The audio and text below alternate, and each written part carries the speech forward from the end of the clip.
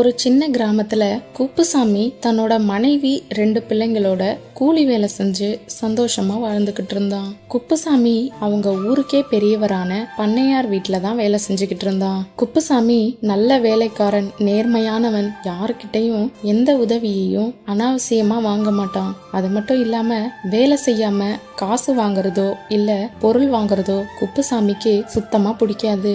குப்புசாமி பண்ணையார் வீட்டுல வேலை செஞ்சு கொஞ்சம் கொஞ்சமா காசு சேர்த்தான். அந்த காசை வச்சு ஒரு சின்ன நிலமும் வாங்கி போட்டான்.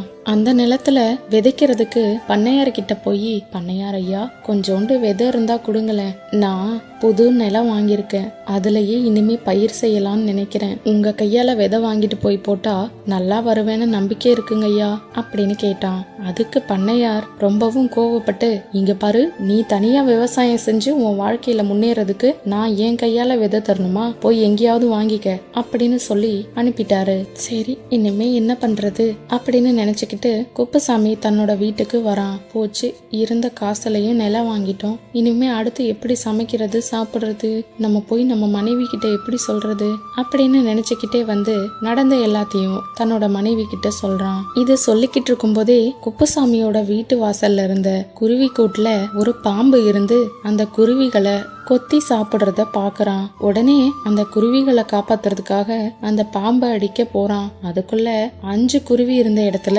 4 குருவியை சாப்பிட்டுட்டு ஒரே ஒரு குருவி மட்டும்தான் மீதம் இருந்தது. அந்த குருவியும் கீழே விழுந்து கால்ல அடிபட்டுடுச்சு.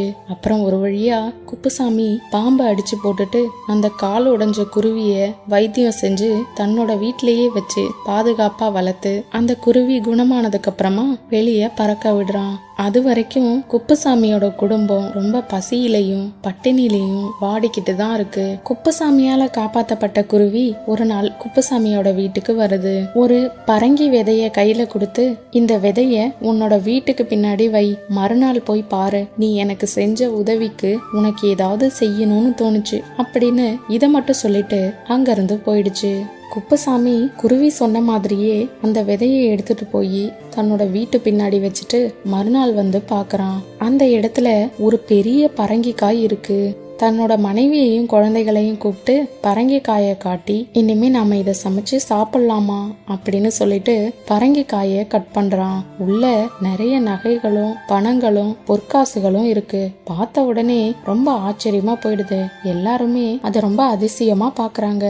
அதுக்கப்புறம் யதார்த்தமா காசு பணம் நகை எல்லாத்தையும் எடுத்துக்கிட்ட பிறகு அந்த பரங்கிக்காயை குப்புசாமி குழந்தைகள் ஆளுக்கு ஒரு பாகமா எடுத்து சும்மா மூடி விளையாண்டுகிட்டு இருக்காங்க.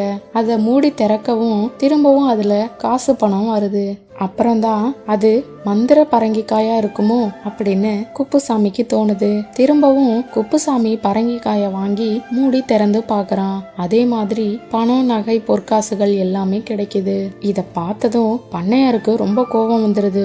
எப்படிடா இவன் இவ்வளோ பெரிய பணக்காரன் ஆயிட்டான் திடீர்னு அப்படின்னு நினைச்சுக்கிட்டே குப்புசாமிய வந்து மிரட்டி கேக்குறாரு. இங்க பாரு, நீ எப்படி பெரிய பணக்காரனான? ஒருவேளை திருட்டு தொழில் எதுவும் செய்யறியா இல்ல தப்பான தொழில் பண்றியா அப்படின்னு கேட்க குப்புசாமி நடந்த எல்லாத்தையும் சொல்றான்.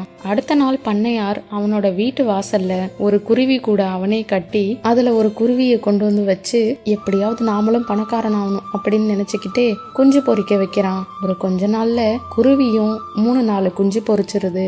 அதுக்கப்புறம் பாம்பு எதுவுமே அந்த குஞ்சியை கடிக்காதனால பண்ணையாரே அந்த குருவி குஞ்சுகள் எல்லாத்தையும் கொன்னுட்டு ஒரே ஒரு குருவியை மட்டும் காலை உடைச்சி போலியா அன்பு காட்டி பறக்க விடுறான். கொஞ்ச நாள் போனதும் குருவி விதையை எடுத்துட்டு வந்து பண்ணையார்கிட்ட கொடுக்குது. பண்ணையார் தன்னோட வீட்டுக்கு பின்னாடி கொண்டு போய் அந்த விதைய வைக்கிறான். அடுத்த நாள் காலையில அது ஒரு பரங்கிக்காயா மாறி இருக்கு. பரங்கிக்காயை திறந்து பார்த்ததும் பண்ணையாருக்கு ஒரே அதிர்ச்சி. என்னன்னா, வெறும் பாம்பு பூச்சியாவும் தேளு பூரானாவும் பண்ணையார கடிக்க துரத்துது. அடுத்த கொஞ்ச நேரத்திலேயே பண்ணையார் வீடும் தீ பிடிச்சு எரிஞ்சிருது. பாம்பு பூரான் விஷப்பூச்சி இந்த மாதிரி எல்லாமே வந்து பண்ணையார கடிச்சு சாகடிச்சிருது. இந்த கதையில இருந்து நாம என்ன தெரிஞ்சுக்கிறோம்னா, அடுத்தவங்க என்ன பண்றாங்க ஏது பண்றாங்க அப்படின்னு பொறாமப்படக்கூடாது. அடுத்தவங்களை பார்த்து பொறாமப்பட்டோம்னா அது நமக்கு தீமையாதான் மாறும். எந்த வகையிலையும் அது நமக்கு நல்லது செய்யாது. நாம எந்த அளவுக்கு நம்ம வாழ்க்கையில இருந்து பொறாமை குணத்தை விரட்டுறோமோ அந்த அளவுக்கு நம்ம வாழ்க்கை ரொம்பவே சிறப்பா இருக்கும்.